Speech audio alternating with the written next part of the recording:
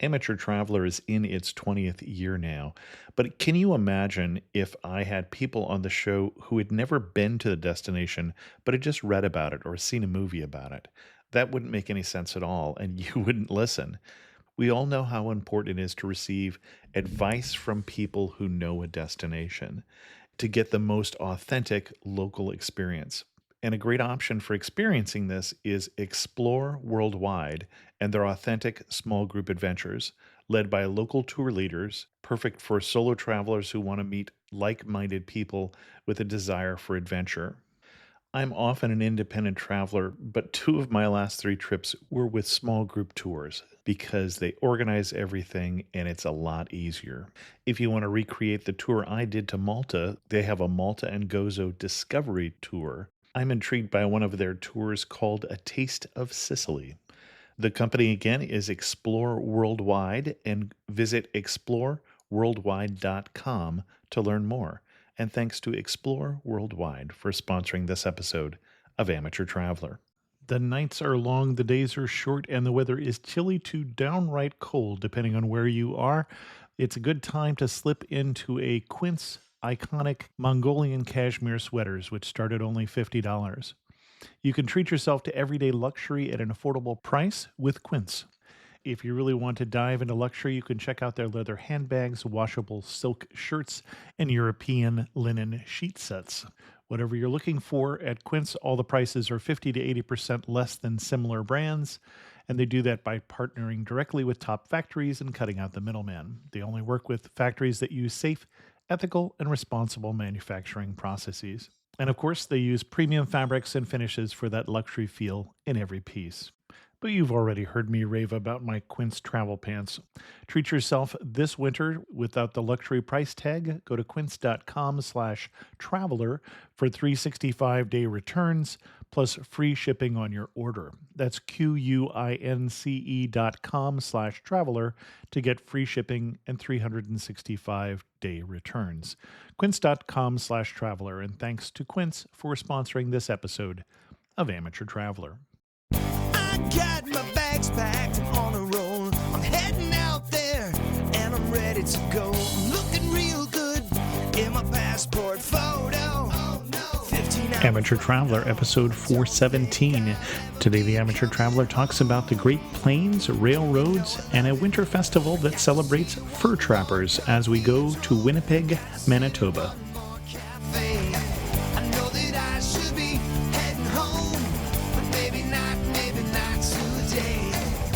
Welcome to the Amateur Traveler. I'm your host, Chris Christensen. Before we get into this week's episode, I do have two news stories for you. If, like me, you've ever been boarding an airplane and thought, certainly this can be done more efficiently, you may be right. The standard time that it takes to board a 173-passenger jet, according to a new study, is 24 minutes and 48 seconds. If you board completely at random, you can cut that time down to 17 minutes and 25 seconds. If you board the outside to the inside, you can cut another 3 minutes off. And the fastest way to board is apparently the way Southwest does it. And they can board in just over 14 minutes, 10 minutes faster than the standard.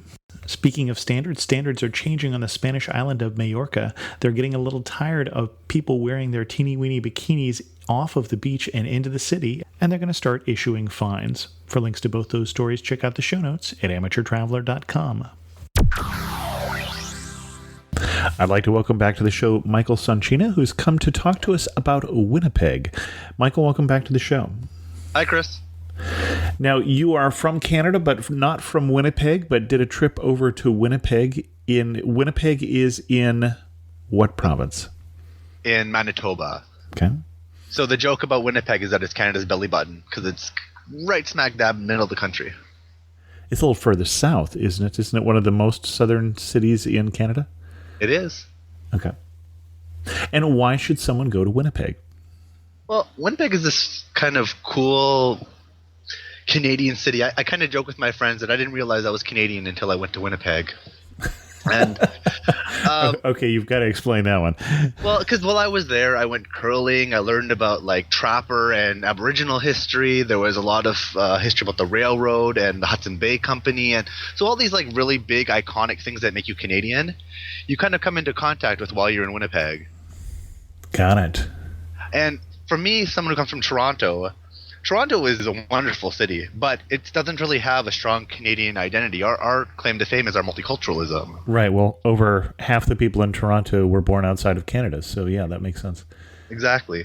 So when you're in Winnipeg, though they have that multiculturalism as well, you just kind of feel a little bit more Canadian because the activities there are a little more quote-unquote stereotypical.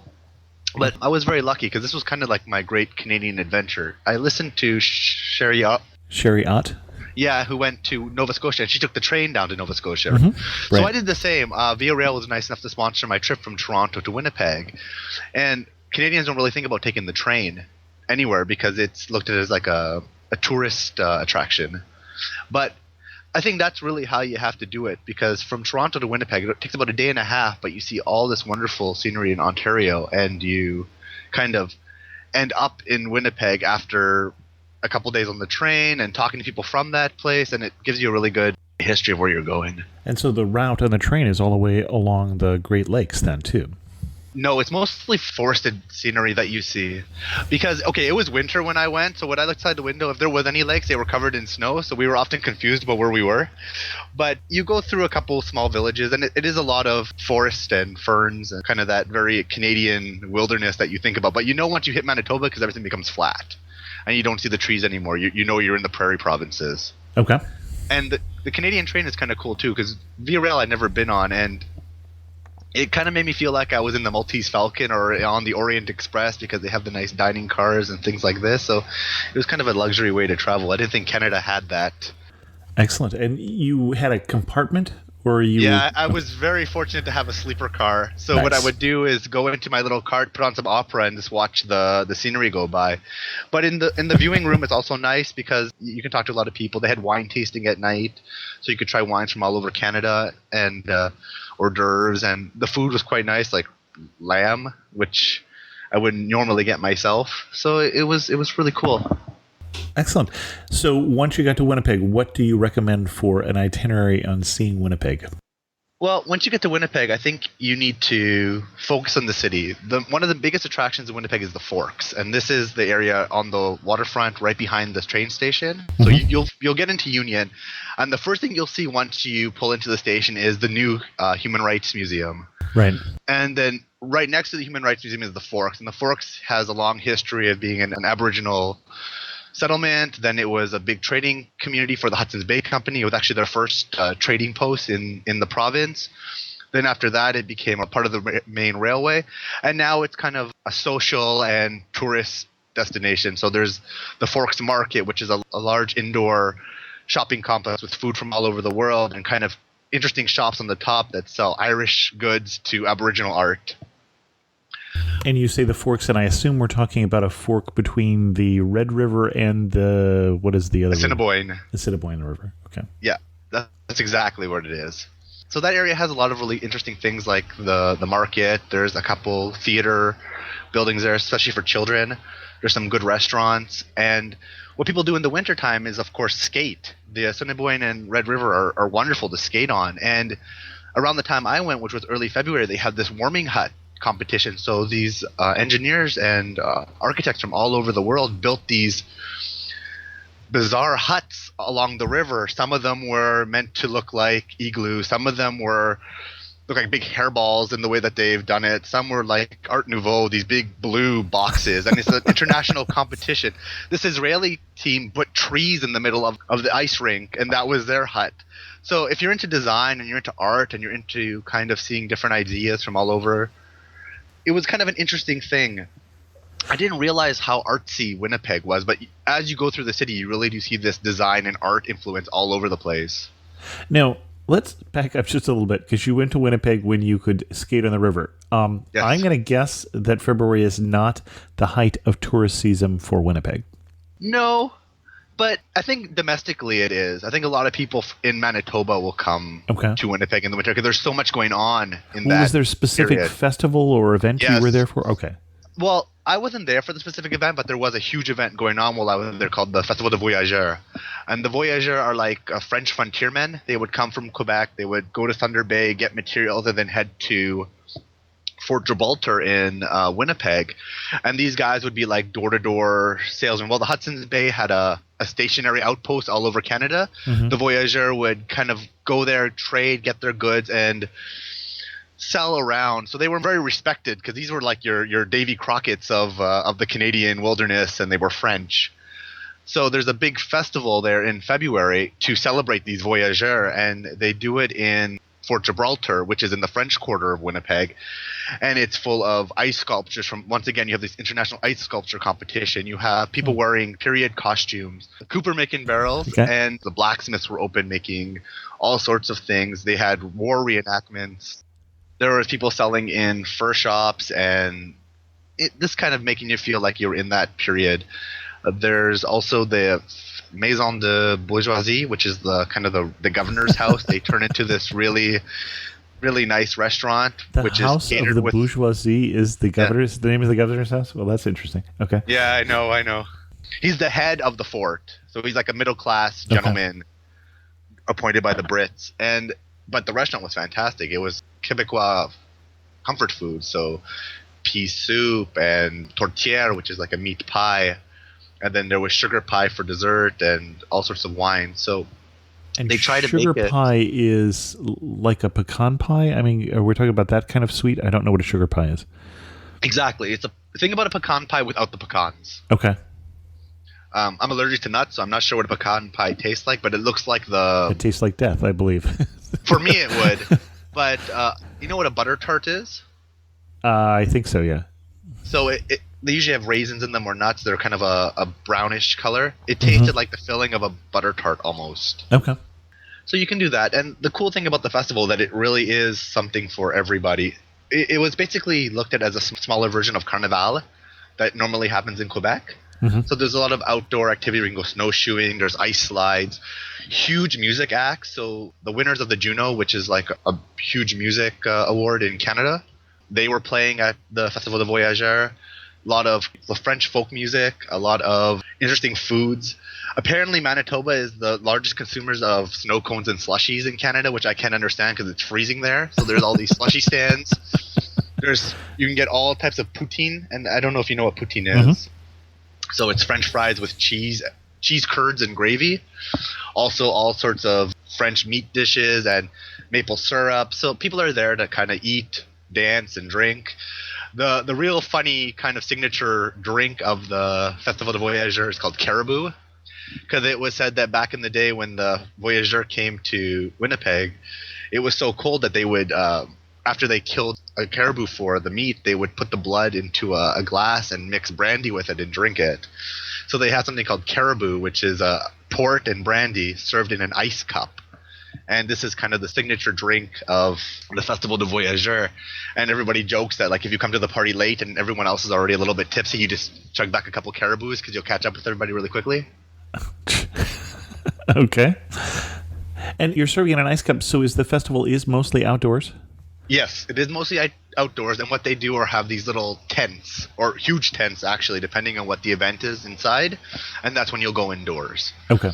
And the other thing that struck me as interesting, and this might be a little bit controversial, is that you see a lot of fur at the festival because this is a festival to celebrate trappers, kind of frontiersmen and trappers.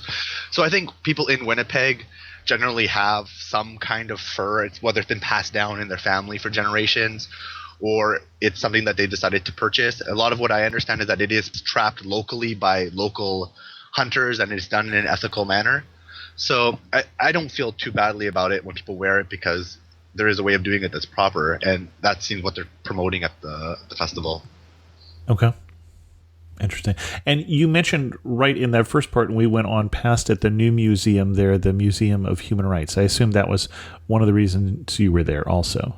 Absolutely. Well, personally, I have a background in international development, so I was really interested to see this museum. And it's really important because it's the first museum outside of Ontario that's a national museum. So, interesting. Okay. So this is going to be a huge attraction once it opens up, and they've put a lot of funding into it. They put a lot of time into it. It's not open to the public yet, but from what I saw, my understanding is that it should open in September. Okay, couldn't remember. But we'll find out. They're just trying to get all the things finalized. And the inside is, from what I saw, was really beautiful. They have a lot of kind of interesting design concepts. So the bottom of the museum is this garden of reflection, which is made from Mongolian volcanic stone, and they're going to have water running through it.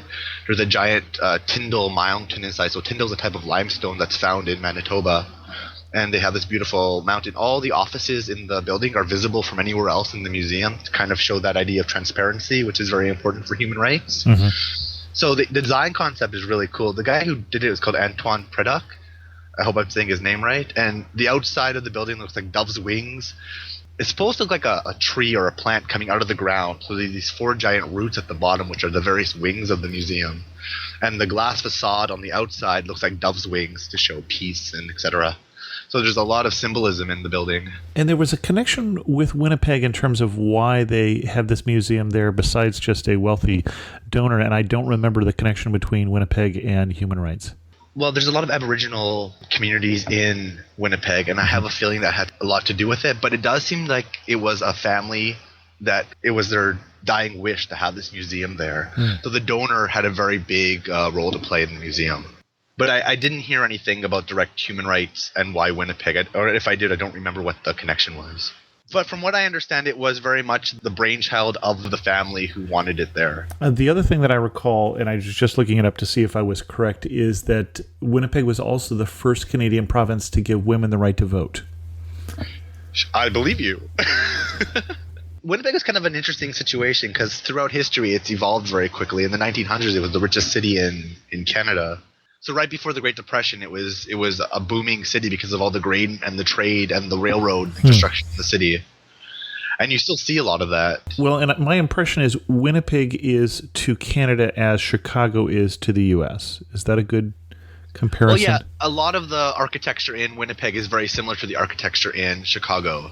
But I also mean the railroad hub and things like that. Absolutely, absolutely. Was this your first trip to Winnipeg? Yeah, it was kind of done on a fluke. I have a friend who lives out there, and she's like, you have to come visit me. And I'm like, I can't find a reason to come halfway across the country to do this. It's a little bit expensive. So I said to the tourism board, I'm like, I'm really interested in writing a piece because people don't really know a lot about Winnipeg. Especially if you're from Vancouver or Toronto, you kind of unfortunately dismiss the place. So as I started doing some research, I became really interested because it seems to be a city that's growing. Right now, it's in like a phase of mass cultural realization in a sense. A lot of the young people who are living out in Toronto and other places are coming back to Winnipeg, and they're pumping new life into the city. So a lot of fun about Winnipeg is just walking around. There's something called the Exchange District. It's where you're going to see a lot of these Chicago-style or 1900-style architecture. So the old bank buildings, the old office buildings all have the facade from that period. Mm-hmm. And this is where you're going to find the art galleries and the cafes and the kind of the kitschy vintage clothing stores. And this area is becoming really popular in Winnipeg. And it's kind of interesting to see how the youth are pumping energy into that area to make it interesting again. And oddly enough, there's all these old signs that have been left. And you see Pepsi all over the city. So I think in like the 1900s, maybe 1960s, Pepsi was the choice of Winnipeg. All right. You go to Winnipeg, I would say, for 3 main purposes. A, you would go to the Forks because that is the very developed tourist area. Then you would go see the museum. So we already talked about the Museum of Human Rights. There's also the WAG, which is the Winnipeg Art Gallery, which is also very interesting. They have modern Inuit art inside, and they have also rotating exhibits. When I was there was something called Off the Beaten Path, which was using art to talk about women's rights. So various artists from all over the world had donated different pieces to show kind of women's oppression and women's liberations in various parts of the world. Yoko Ono had something there. There was something dealing with women in war, something dealing with women's role in Asia, and it was really interesting. And the architecture of the WAG, or the Winnipeg Art Gallery itself, is really interesting. So people who are really interested in architecture should go to see that. For itself. You'll see that there's a lot of interesting buildings in Winnipeg. If you walk down Broadway, that's where you're going to see the courthouse, and that's where you're going to see the legislative building and the house where the Governor General lives.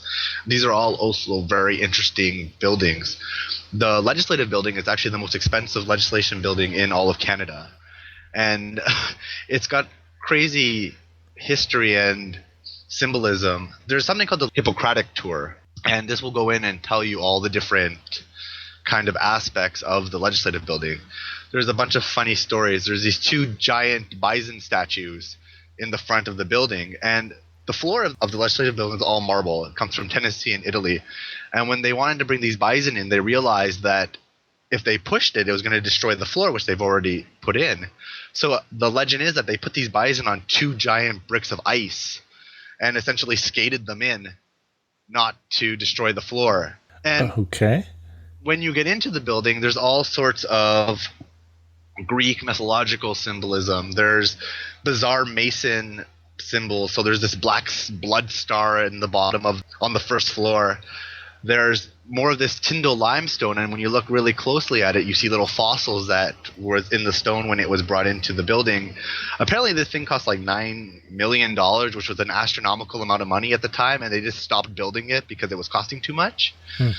But the building itself is really, really interesting, and there's all this symbolism, like I was saying. There's a sphinx on the roof. There's the Greek god, the messenger god.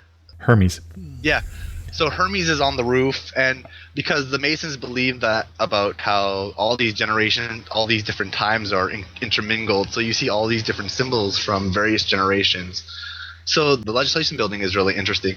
I was lucky that I got to go into the courthouse because there was a trial going on about a guy who was found in a barrel. So I got to go visit the court proceedings, which is open to the public. So if you're interested in courtroom drama, I guess, you can go watch a session. A real courtroom drama, okay. Yeah. The Manitoba Museum is also really nice, which is outside of the Exchange District. And here you'll see Manitoba's history and a lot of information about the nature, the flora, the fauna. But the real attraction about the Manitoba Museum is something called the Nonsuch, which is a recreation of the first ship that the Hudson's Bay Company sent over to Winnipeg. And kids can go inside and walk around it and kind of get a real feel for what these ships looked like. The Manitoba Museum actually was really impressive to me because not only did it go through all the different historical aspects of Winnipeg, they had a recreation of a World War II quarter of Winnipeg, but they also had just a lot of really interesting interactive information. The people who worked there were really good to answer questions. It was just a really good way to spend maybe an afternoon in Winnipeg if you're a museum person, because by the time you leave the museum, you'll understand the city's history very well and the province's history very well. Now, you had sort of almost two sets of guides as you were in Winnipeg. You had connections here with the tourism board, as you've mentioned, but you also had a friend there. Yes. Where did the friend take you that or maybe a little more off the tourist path? So my friend actually works somewhere called Fort Wright Alive. It's about half an hour outside of this. It's in the city, but it's about outside the city center. And this is a buffalo safari place. They do recreations of prairie life in Manitoba, and this was really cool. The train was delayed because the tracks broke, so I was unfortunate enough not to be able to do some snowshoeing. But generally, people who go up to Fort Wright get to have that real, authentic kind of prairie experience. So you go snowshoeing. Then our guide did this fantastic explanation about like indigenous life in Manitoba, how the Cree lived, about the Métis, who are half French or settler and half Aboriginal in background, and talk about how they used the bison, talked about the history of the bison, talked about their lives, and it was really, really interesting to see how much knowledge the guide knew about the life of the Aboriginals. And then they take you to a sod house, which was made by the first Scottish and Irish settlers in Manitoba, and they taught you how they lived. And you got to eat local food, like local teas and breads. So you got to really taste and smell what those settlers would have eaten and drank. And you got to learn how to hunt. Apparently the early Aboriginals didn't have spears, but they had something called alt-alts, and they're darts that you would throw at the bison. So everyone gets one of these darts and gets to try their luck at throwing them. It was pretty funny because no one really got past a foot or two, but it was pretty amusing to watch all these tourists trying to hunt a mythological bison.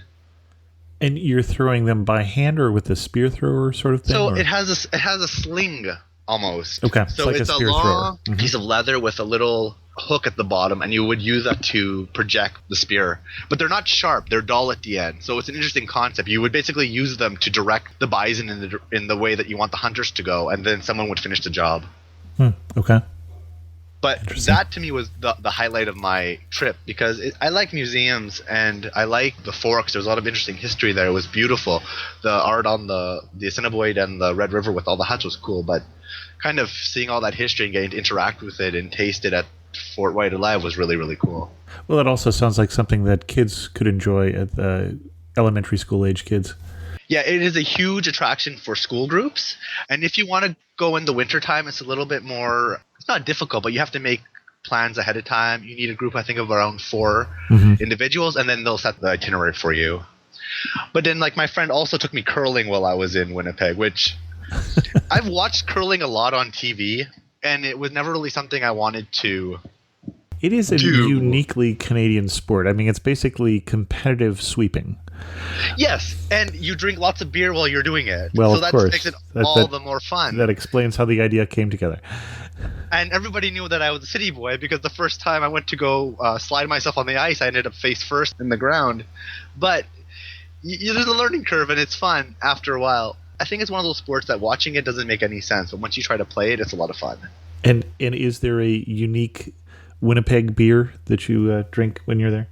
Well, Winnipeg actually has a couple microbrews. One is called Fort Garry, and they make a pale ale and a dark ale, and it was quite nice. Another one was called Farmers, and it actually had one on the Dragon's Den, so Okay. it has some fame to it. And there's another brewery there called Half Pints, and they make a variety of different beers, and it was quite good. So if you are a beer connoisseur, Winnipeg is a pretty good place to go try some local stuff. What surprised you about Winnipeg? I thought to myself, I knew what cold was. And you don't know what cold is until you go to Winnipeg. I had icicles on my mustache while I was skating down the river. Now, this shouldn't deter you in any way. All I'm saying when I tell you about this is that it needs to be something that you take into consideration. Dress warm, because Winnipeg in the winter is wonderful. Like I said, you can skate down the Assiniboine Red River. You can go visit the Festival de Voyageurs.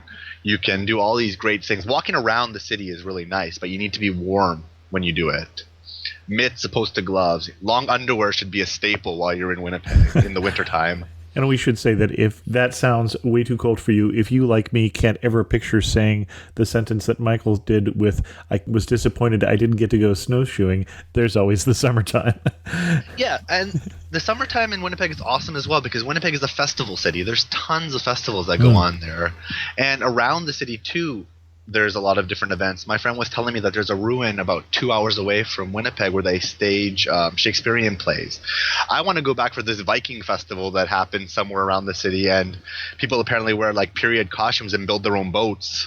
So there's a big folk festival there that's really famous. Along the rivers, there's other festivals. So the Winnipeggers get really mad at you when you kind of joke about there being nothing there. You're going to hear about for an hour about how great the festivals are. So one thing you really should take into consideration if you're going to plan a trip to Winnipeg is that there's a festival there you want to do. The Festival de Voyageurs was fantastic. I highly recommend it if you've never experienced Carnival or you want to feel what a uniquely Winnipeg festival is. But there's just tons of them, especially in the summertime. Excellent. The other kind of thing about Winnipeg that's really interesting is, like I mentioned before, the Métis who live there or have a very high presence in Winnipeg, and these are the half Aboriginal and half settler kind of peoples.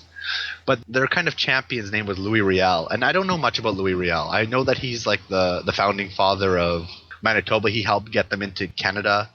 And he's a little bit controversial because he fought against the Brits. He ended up getting hanged because during one of the confrontations with the British, he hung somebody, and this led to his eventual demise. But he's a very important person in the city, and there is an English quarter and a French quarter. And if you go to the French quarter, there's this beautiful church called St. Boniface. And the outer facade is what it originally looked like, and then they have a more modern church in the background. But the cemetery there is really cool. So if you're a history buff and you like to find out about kind of maybe Canada's Confederation or Canada's founding, you have to go to St. Boniface. You have to visit the tomb of Louis Riel. You have to learn a little bit about this guy because he played a very important role in the province, but also the sites and the history around St. Boniface, whether related to him or related to the cathedral, is also very interesting. And I know you're a history guy, so I highly recommend that if you end up in Winnipeg, which I hope you do, that you go visit St. Boniface, because just the architecture of the church is amazing, but the cemetery and this backstory of Louis Riel is also very important for the city. Excellent. What do the guidebooks recommend that you would say probably isn't worth the time? I have a Canadian Lonely Planet which I brought with me to Winnipeg, and It basically had the same itinerary that the tourism board had recommended to me. So I would say that a lot of the information in here is pretty good. There is a Winnipeg Railway Museum, which I didn't go into because I was told not to go into it because it's a little bit old and it needs a little bit of updating. And unless you're a train fanatic, it's not going to be any value to you. So that would be the one thing that I would say not to do. And also, I think in the Lonely Planet, it says that the Human Rights Museum is already open, which is not. So just check back on that. Sure, right. There's one other attraction that's in Winnipeg that's going to be really cool in the very near future is the Journey to Churchill exhibit at the Assiniboine Zoo. In the middle of the city, apparently, essentially, is a big park called Assiniboine Park. And there's a zoo there that was provincially run. Now it's become a private project, and it's going to have the biggest polar bear exhibit outside of Toronto. Oh, I did hear about that. Mm-hmm. They're doing a lot of research, and I was lucky enough to get a private tour of the facility. And it seems really cool. So what they're essentially doing is revamping the zoo. They're going to keep all their original exhibits, and then they're also going to create this really interesting Churchill compound. And one of the main attractions, they're going to build this facility so that seals and polar bears can coexist in the same place. And it's going to be divided by a glass enclosure. And that's supposed to be a really interesting way for people to see how the polar bears and the seals interact. The whole site is also LEED certified. There's a lot of environmental and creative architecture being put into it. It's a huge research facility for polar bears and global warming.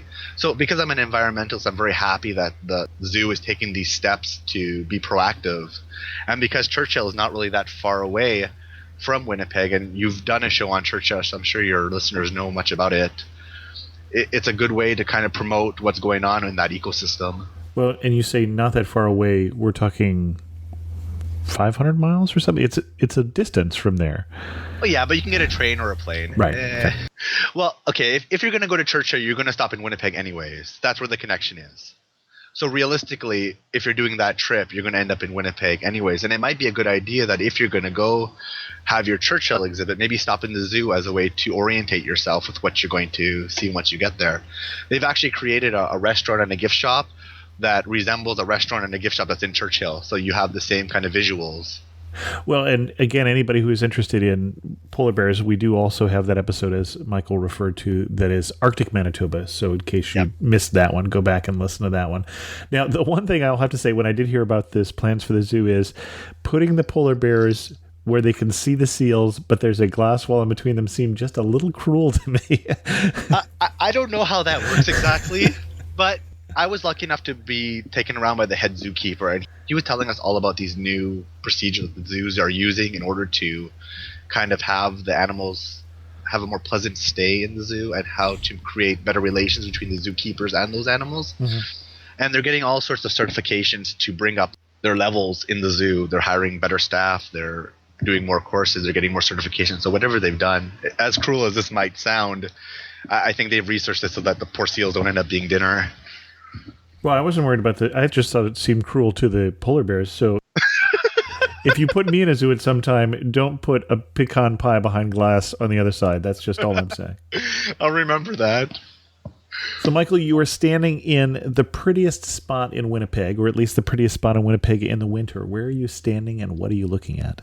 For me, it was my hotel room in the Forks.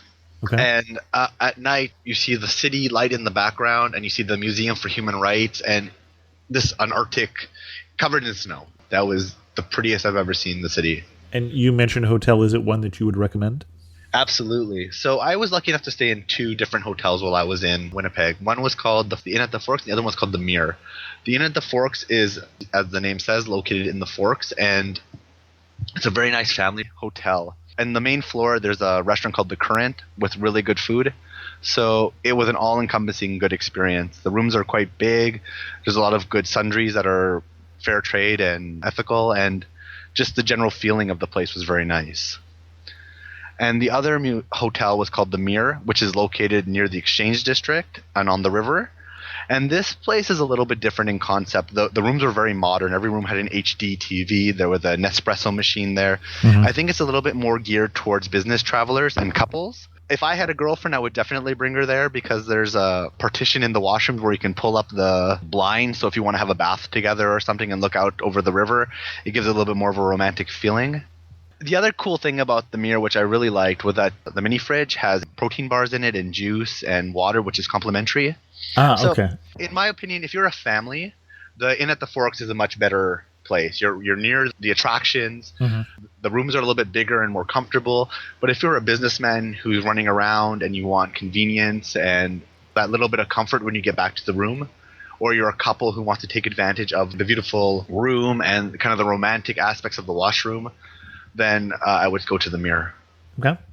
As we get ready to wrap this up, a few last questions. Any particularly memorable locals that you ran into? Oh, I have to say that I had two locals that I'll never forget. One was Rene, who was the head zookeeper at the Assiniboine Zoo. Mm-hmm. He's one of these guys who started there as the security guard or the night watchman and basically worked his way up in the company. And he was just very down to earth, very knowledgeable, and very funny. He was giving me good tips on how to meet women while I was in Winnipeg, which I think is very valuable for a single guy like me. Is that different in Winnipeg than it is in Toronto? Well, yeah, and most of the girls come from like an Icelandic background, so it's a lot of blondes with blue eyes who generally I wouldn't speak with, but because there's a greater volume of them in Winnipeg, I just feel my chances are greater. Okay. But all jokes aside, he was very compassionate about the animals. We got into a lot of conversations about, because I like to learn about eco travel, like to learn about kind of sustainable and green things, and a zoo to me is not always the best representation of ethical ideas. And he was very realistic with me when we had that conversation. And the truth is that, unfortunately, as humans, we are destroying a lot of the habitats of these animals. And if the zoos didn't exist to some degree, we wouldn't be able to protect some of these species. And he has names for all the animals. He has a deep love of all the animals. So it was really interesting to talk with him and see how this guy who started off as a security guard became the head zookeeper, and just his compassion and love for the place. The other guy was the marketing guy for Tourism Winnipeg. His name was Cody. And he was just kind of – a lot of the other press trips I had taken, the people were very aggressive on kind of pushing the destination. Well, Cody was very down to earth, and we got into long conversations about House of Cards as he drove me to the zoo. So it was kind of nice to see a very authentic person. He gave me a lot of good advice about the city, things that I could use as an individual to fit my content, opposed to kind of being a faceless marketing guy. And the best advice that Cody gave you was? The best thing that Cody said to me was he basically showed me how Winnipeg is going to grow. He really explained to me that there's going to be more hotels there, there's going to be more infrastructure. And I think the problem with Winnipeg is that people don't really look at it as a growing city. They look at it as kind of stagnant in the middle of nowhere. A lot of the tourists who go to Winnipeg are from Manitoba, who are visiting their family there. And just the way that he painted the city for me was that it's going to be a place that's growing. The art scene is going to grow. The culture scene is going to grow. The financial scene is going to grow. The hotel infrastructure is going to grow. So the Winnipeg that I saw and the Winnipeg from 5 years from now are not going to be the same place. And he really helped me to see that. And that's like, I'm contemplating moving to Winnipeg. That's how good of an impression it made on me. Okay. And you were there in February. Yeah. So if somebody could convince me, and I don't like the cold. I'm a big summer guy. So if someone could convince me to do that, it's just that Winnipeg is a small town in a big city. That's the best way to explain it. People are really authentic and nice. The various quarters are really cool. I lived, when I stayed with my friend, in the Osborne Village, and the Osborne Village is very much like an up-and-coming Kensington Market or Mission District in San Francisco. And there's a lot of antique shops there and a lot of really cool restaurants and baristas and things like that. So when I see that kind of culture arising in a city, it makes me very excited, because Toronto's nice, but Toronto's huge. Right. Toronto's expensive. And Toronto's a little bit, let's be realistic, a little bit pretentious because of all the things that it has. Now you go to Winnipeg and you get all these really cool aspects of art, culture, and life without the pretension and with all this room for growth, which makes it so cool. So it doesn't matter what kind of tourist you are. If you're someone who wants to see museums, if you're someone who wants to see architecture, if you want to go to the zoo, if you want to go to Fort White Alive and feel what it's like to be a pioneer, if you want to go to St. Boniface and learn about the history of Louis Riel, or you just want to chill out and have an espresso, like, all those things are there. And that's what really impressed me. Excellent. I've got 3 more questions for you before I ask them. any last things that we should know before we put our snowshoes on and go to Winnipeg? Well, one thing that I got to be careful about is that Winnipeggers are wonderful people, and they will bash their city. They will talk about how cold it is, how there's nothing to do there, how they wish that they had more things. But the minute you say that, someone will get really defensive with you. So just keep that in mind, that I think a lot of the information that you get about Winnipeg is not going to be positive. But once you get there, your mind is going to be blown. So just be positive the entire time while you're there. Even if it's too cold, or even if it – because they have a sense of humor about it, but they don't want you to insult their city. And if you come from a place like Toronto or Vancouver, I think the problem has been that a lot of these big city folk, pardon my slang, have come and stepped on their city. So appreciate it for what it is, because it is a really cool place. Well, I think that's good advice for anywhere you go. The other really cool thing about Winnipeg is that it's got a huge art scene, and it's got a huge sports scene. So if you're a big hockey fan, go see a Jets hockey game. And if you are a theater person, go to the Exchange District and go to the Warehouse, which is a theater building. Like, while I was there, I was really lucky to see this play about Anne Frank, and it had been as if she had survived the Holocaust. And apparently this theater does all these really interesting kind of, I wouldn't say controversial, but unique plays. One going on now is done from the perspective of a Korean convenience store. So it shows like Canadian life, where it shows interesting kind of life plays. And apparently the theater scene in Manitoba and in Winnipeg is very well respected. So if you're a theater goer, that might be something to consider. Excellent. And the food scene in Winnipeg is really good. I think they have the most restaurants per block anywhere in Canada, from what I understand. And I didn't go out to a lot of restaurants, but like I said, the current restaurant at the bottom of and on the main floor of the Forks was fantastic. They have something called a prairie breakfast, which is like bison sausage and local breads and jams. Very heavy, but if you're a frontiersman, I guess that's the image of what you want to eat. As well, the Forks Market has food from all over the world. There's really good Sri Lankan food there. There was really good Chilean food. So if you're interested in something that's a little more multicultural, that was great. I went to some really good vegan burger shops. I visited some great brunch places. Food is in an abundance in Winnipeg, so just find out what you want to eat and ask a local, and they'll know the best place to go do that. Excellent. Last 3 questions. One thing that makes you laugh and say only in Winnipeg. When I can literally feel the icicles growing on my mustache. Only because I didn't prepare well enough for what I was getting myself into. And it's kind of funny because, as girls have kind of been a little bit of a joke in this podcast, you kind of see just these giant hoods walking down the street sometimes, and you're trying to wonder who's behind it. And you finish this sentence, you really know you're in Winnipeg when what? You've been wandering around the city for a couple hours and found some really interesting buildings, ate some really interesting food, and now are having the most wonderful conversation with a random shop owner in some small neighborhood in the city, and you've totally forgotten about how cold it is outside. And if you had to summarize Winnipeg in just 3 words, which 3 words would you use? Charming, historic, and continuous, because I feel that as many times as you visit the city, it's always going to have a new reincarnation. It's always going to feel a little bit different. So it's just going to be one of these cool cities that only going to get better with time. Excellent. Our guest again has been Michael Soncina, and Michael has been on the show numerous times, so many of you have heard him before. But Michael, if they wanted to find more about your travel writing, where would they go? They would go to www.sonchyadv.com. Thanks for coming back on the show. Great. I love being here. We've almost nailed down all the details for the Amateur Traveler trip to Morocco next April. We should be announcing how to sign up, I'm guessing, within the next 2 weeks. I need our vendor to create a sign-up page for us. Again, when that trip goes live, it'll be first announced to the private trip group, amateurtraveler.com/trip, and then it will be announced through the email newsletter, and then finally here on the podcast. So if you're interested, you might want to join that private group. A funny thing has happened on the amateurtraveler.com site this week. and that's that there's new video episodes. I used to say we do the episodes twice a month. It turned into more like twice a year, but I'm trying to get them started again, and so we've actually got a couple different episodes this week, and I know I've got at least 2 more coming out next week, so you might want to take a look at amateurtraveler.com. The video doesn't come out on the same feed as the audio podcast, because I don't assume that everybody who likes the audio will like the video. The new video for this week is a look at the night train in China. Just a little claustrophobic, I might say.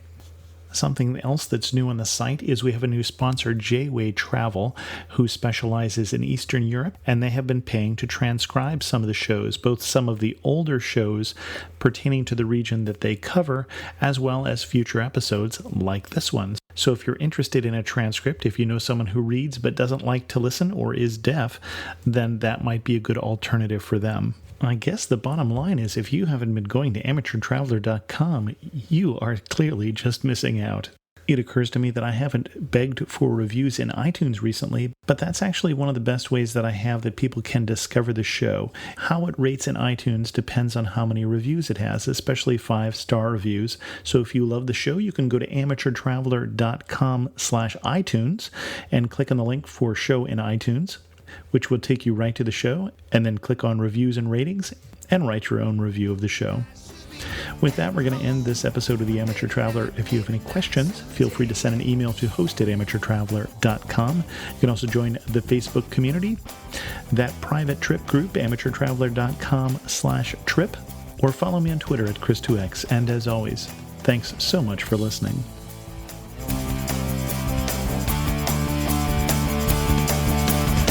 I got to see one more cathedral.